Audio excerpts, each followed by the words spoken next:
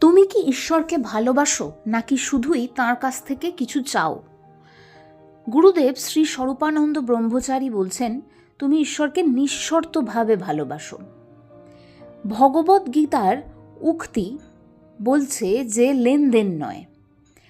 ভগবদ্ গীতা বলছে সম্পূর্ণ নিঃস্বার্থভাবে ভক্তি, ঈশ্বরের সঙ্গে সম্পর্ক স্থাপন করুন।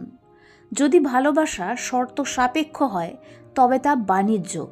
নিঃশর্ত প্রেম মানে ফলের নিশ্চয়তা নয়, অন্তরের শান্তির নিশ্চয়তা। আজ থেকে একটা ছোট্ট প্রয়োগ জীবনে যুক্ত করুন। আজ কিছু না চেয়ে শুধু কৃতজ্ঞতা জানান। বলুন, আমি জানি না কি চাই, তুমি জানো। তুমি তোমার সব চাহিদা জানো না, কিন্তু তিনি জানেন।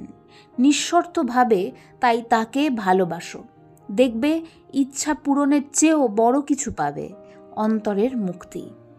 ওম শান্তি, শান্তি, শান্তি।